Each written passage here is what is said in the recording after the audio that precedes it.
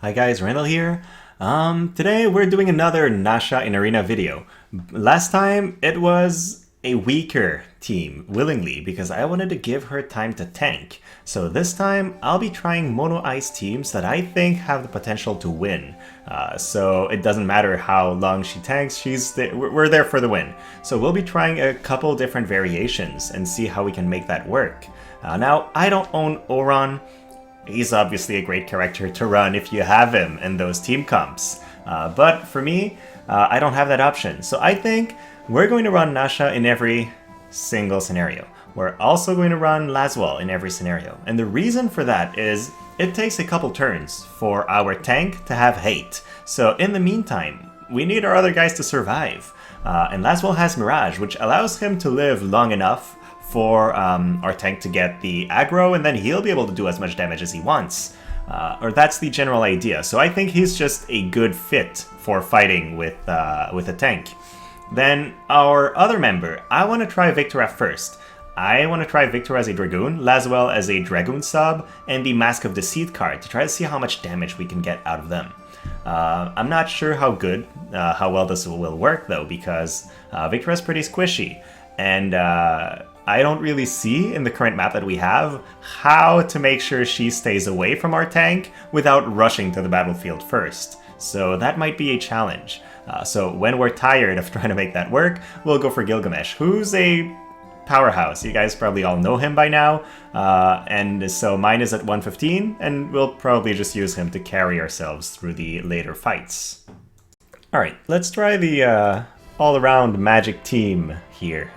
Obviously we're using a physical tank, so it might be tough, and then they have maxed out, like, all the maxed out stuff. So you guys have seen this setup a million times, I'm sure. Let's see how we fare against them. And again, if Viktora groups with Nasha, we'll lose. If Viktora manages to stay in her own corner, then we'll be fine. But I'm really struggling with the starting turns on our team. I feel like we get into a dangerous position for no reason, but there's no real way to trick Viktora's AI into staying safe here. So, Keen Blade, that's good. Nasha uses Guardian Wall, that's good. Starts moving forward, but then Viktora will move forward before Nasha goes again. So there's kind of a weakness period in between the two of them that might be a good issue. But we'll see. So, re-raise on Elsirelle, and their Elsirelle will hit really hard. Like, she has the master ability from all three characters, so she is a very high damage character.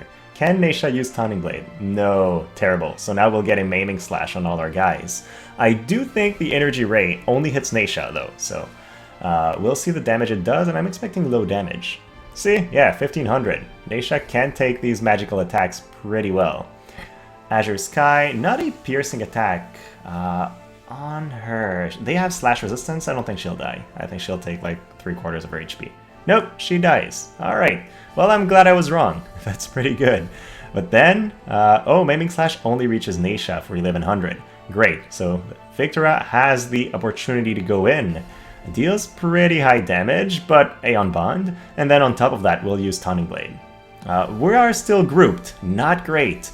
But the Taunting Blade deals pretty high damage, so now Small Practice. Everybody's back to full HP. We're fighting Yuna. So that's how things happen. And then Elsirelle doesn't have any AP to hit Viktora this time, so that's very good. That means we get another chance to target one of them. Let's see what happens. Half of Yuna's HP, but it's her turn, so she'll begin casting to heal. But Lasswell comes in, doesn't hit Yuna for some reason. He could not reach. That's pretty unfortunate, because it would have been, I think, our one chance to take down Yuna before she becomes the invincible monster that she can. Oh, but she targeted Elsie for some reason, so Yuna doesn't heal. We'll probably proc Aeon Bond, though. No, we're lucky, no Aeon Bond. She has the chance to pray, but now Lasswell's in position to probably Fatal Bloom and take her out. Nope, goes for Elsie, 3000. Again, these guys have slash resistance vision cards, so that's why it's hard for us to take them out. Pierce attack hits 2, Nasha deals negligible damage, Yuna's probably healing again, but this time, wow, we actually summon Odin. That is the 3-star Odin summoning. I wonder, I don't know if that increases his evocation damage, but I'm thinking that we might see some pretty high numbers here. Let's see. Yup, that's decent. We finally take Yuna out, and then there's no way LC wins this fight. Nasha's still tanking through all of that. So LC comes back for the first time, and Nasha will probably finish her off with a basic attack. Nope. I did turn off everything except Taunting Blade so that she gets hate, so that's why she's not using Blade Bash there. Alright, 9S, Gilgamesh, and WOTV. Yeah, that seems pretty good. I'm pretty sure Lasswell can fight WOTV on an even ground and win the fight. And then the other guys, unless they kill Viktora before she does anything, we should be in a pretty good position. And even if they do kill Viktora, I think Nasha can tank them for long enough that Lasswell will have time to use spells and then come to the side for a cleanup. But I might be mistaken, so we'll see. First thing, Mirage, that's critical in winning a fight against WOTV. And then WOTV could win if she confuses Lasswell. If that happens, we are in a big trouble. So, shield deployment, they're gonna have a full tank, full tank 9S and physical shield, so it's gonna be hard for us to kill them, actually. But let's see how it goes. Quicken on 9S immediately. So they are set up to attack very early on. No stun, pretty good for me because that means I'll have time to generate hate. And then you could see that this attack dealt basically no damage to us. So that part's good. So now we have hate. We have Lasswell that's using his limit break. Not a big fan of that. I would have preferred to see him use spells, but let's see how much damage we can do to the enemy WOTV. So if WOTV had not used her barrier and instead used bells or something else, this would have killed her. But right now she's still alive, so we'll need a couple more hits to kill her actually. Now basic attack from Viktora, not great because we're now grouped, so she'll get hit even though she has hate. Then Mirage, alright, I'm fine with that, not a bad move, but Viktora probably dies here. Yeah, she's a pretty squishy character, so that was expected, but definitely not good. Second Mirage is popped, and now Armor Piercer, that's terrible. Armor is the main way we survive, we cannot afford to have it be removed. And then if he uses Caliber Vorpal like this, he removes all buffs, but also I think that dispels hate, and we die to the counter. Oh, that's terrible. So they had a pretty good combo to get rid of our defenses. But I think if Gilgamesh is running low on AP, which he's not really, we would have had a shot, yeah. So we end up losing. That's pretty unfortunate. I think Viktora isn't performing as well as I would want her to. We'll switch her out for the next fights. So we're going in. I'm expecting Lasswell to be able to fight WOTV. I've seen this matchup a couple times and we've won it every time so far. Then Gilgamesh, I hope he doesn't die before generating his barrier. Oh, their enemy Tidus hasn't heard the tyranny. I did not notice that. That's pretty bad. Nasha survives on defense mainly. So if the enemy Tidus, he has an innate 20% defense penetration, 20% more with Sutekidane, and then with this TMR, he's basically ignoring our defense. So that means the only thing we have for survival is a barrier that he can go through with his limit break. And then on top of that, it's our high HP, because 8000 HP is still a lot to chew through. Whirling Vortex does nothing, and then Lasswell should be able to do pretty good damage. Takes her out in one hit. Yeah, so if you have Lasswell leveled and you want to fight WOTV, definitely a good matchup. I feel like we're winning this more often than not. Wow, that's a lot of damage from the enemy 9S. And unfortunately, we're still not in range, so we'll lose Gilgamesh here. Or not. Okay, Gilgamesh will have one more turn to go, but does he have enough AP? Yes, he does. Where enemy team is grouped, that's very, very powerful for us. Yeah, I do. Honestly, I'm liking the setup. I think we have a pretty solid team. We all do slash attacks, so we can all benefit from Lasswell's abilities. The main drawback is he advances pretty quickly, so Nasha might not have time to generate hate before he dies, just like we've seen here. 4,000 Taunting Blade from Nasha, that was pretty fun to see. Alright, almost the same enemy team, but this time it's Yuna instead of Tidus. And they have a full evasion setup for to be. So she might be very hard to hit. We are not fighting her with guaranteed attacks, right? We're fighting her with Lasswell, but he has the accuracy from Odin, he has an Ascendrite Ring, and Fatal Bloom has extra accuracy on top. So I feel like there are ways for him to take the enemy out. It's not impossible. We're not going into a fight that's lost before it begins. So Mirage goes up to 50 AP, pretty good. Gilgamesh uses Inherited Tyranny. He'll be able to fight Ninus pretty well, but again, like we've seen last fight, he might also die pretty early. Oh, not a big fan of the enemy to be using armor deployment there. That helps her win the fight against Lasswell by quite a huge margin.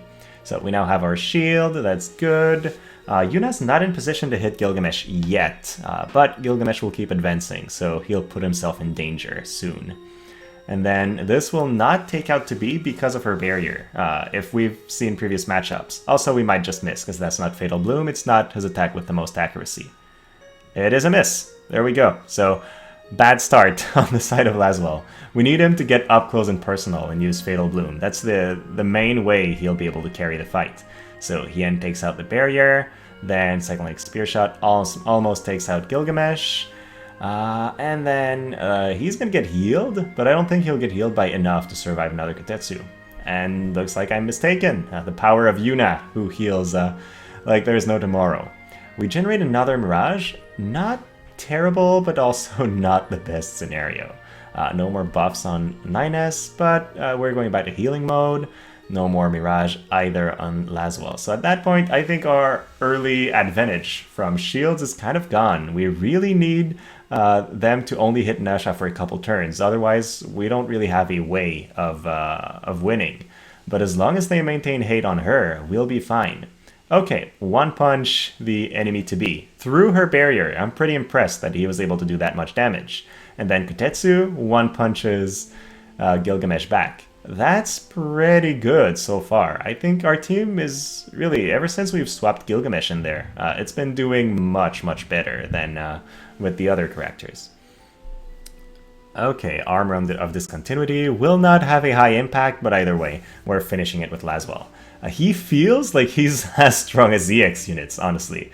Maybe I would not say that if I had Oron, but for me, he's like the top slashing attacker for Ice Element right now.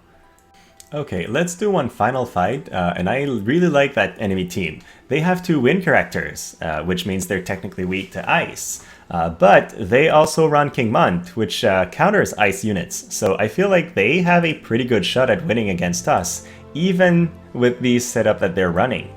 This King Mont doesn't have that much slash resist, but still almost 70 defense. So he will be really hard to kill. And then he's fire. Let's see, does he have ice resist? 30%. So yeah, we'll have a lot of trouble killing him. But the other two guys we should be fine against if we have the chance to hit them. Oldoa will probably beat Lasswell since she has triple trick and can take out his barrier with the first attack. But I don't want to switch my positions. I want to see just how well designed this enemy team works. And I know Cabbage in some of his videos has talked about building teams with a counter to the counter, which means you use 2 units of the same element to get chains and elemental affinity. But you also have a unit that can counter the opposite element so that you're not just blocked by teams of the opposite element, basically. So yeah, this time I don't know how that will go. Extra slash resist on King Mont is definitely not good for us. Revitalize on Oldoa, so she'll be able to hit frequently, but will she be able to hit hard enough? Okay, King Mont moves forward and does not disable us, so that's pretty good. Getting Nasha disabled early, I've seen that happen in a couple fights, and when that happens, we can't generate hate, so we just immediately lose the fight. It's pretty terrible. Welling Vortex on Gilgamesh, but he survives. But Oldoa will probably take him out. Nope, she's not in range, so Hazard Form doesn't do much for them. And then we can use Stunning Blade and probably miss to be. Nope, we hit her. But as you can tell, King Mont is basically not taking damage right now. And since he has hate, we're forced to hit him with everything we've got. Gilgamesh, though, can get in position for large AoEs. Wow, 2 people dead.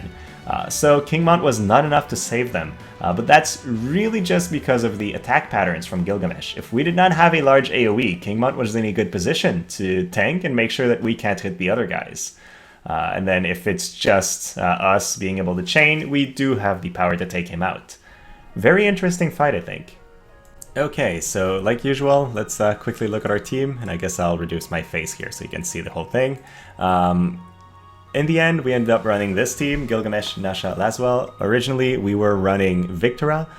The only change when we were running Viktora is she would use the Ifrit Esper and then the Mask of Deceit vision card. But now, this is the setup that had more success, so let's show this one. We have Gilgamesh with Aigaion for extra accuracy on everybody, which doesn't really matter because we have Odin, which gives more accuracy, but it also gives us more slash attack, and we're all slashers. It would be better to switch this for Echoing Streams, but I don't have it maxed, so I'm going with what I have. And then Icebrand and some damage, 1100 attack, pretty good HP, but his resistances are pretty low, which is why he goes down pretty quickly, and that's why we need a tank. And then his setup here is probably not ideal, but it's my raid setup, and I do not want to screw up my bird raid for this video, so I did not change it. Otherwise, I would have probably put him back to Time Mage. Nasha, pretty tanky, not different from my previous video, so I'll just go over it quickly to show you the abilities on and off. And then Heaven's Shield here, we have Tonic Blade on and Sentinel, but not Divine Grace. So that's her general abilities. We do have the Brigandine now, so she's a lot tankier than she was in the previous video thanks to that as well. Almost 9000 HP, okay-ish resistances, and mainly just high defense. 60 is pretty high. As another upgrade after last video, I've also finally upgraded Golem to 3-star, so that's more stats overall. And I really love putting the Fenrir card on Nasha if you're running an ice team, because it gives her a bit more agility. She's at 70, that's still super slow, but it's less bad than if she didn't have it, right? Every little bit helps. And then finally, Lasswell, pretty strong, 44k HP, 1000 attack. It's crazy for an MR unit. And then he has really good accuracy with the current setup with 3-star Odin, and then the Odin accuracy for ice units, and Alexandrite Ring, he doesn't miss that much. Pretty squishy, but really high damage. And then abilities on off, there we go, if you guys want to change anything. He has a pretty good AI, so honestly, I'm not turning anything off. He just works very well as is. So that was it. Hopefully you guys enjoyed it. Honestly, I'm seeing a pretty good performance out of her. I'm thinking that I might turn on for future battles with her Blade Bash, because often I think she will use Tonic Blade on her second turn no matter what, because she has the AP for it. And then with Tonic Blade on, she'll have something good to do in following turns, instead of just doing basic attacks and not having a high impact. And then the chance to stun is a really good up to have on your tank. So that's my thoughts for upgrading those teams, but overall, it does pretty well, as long as we're not fighting King Mont. This guy's a monster. So that's it. Hopefully you guys enjoyed it. If you did, please like and subscribe, and then thanks you so much. Have a great rest of your day.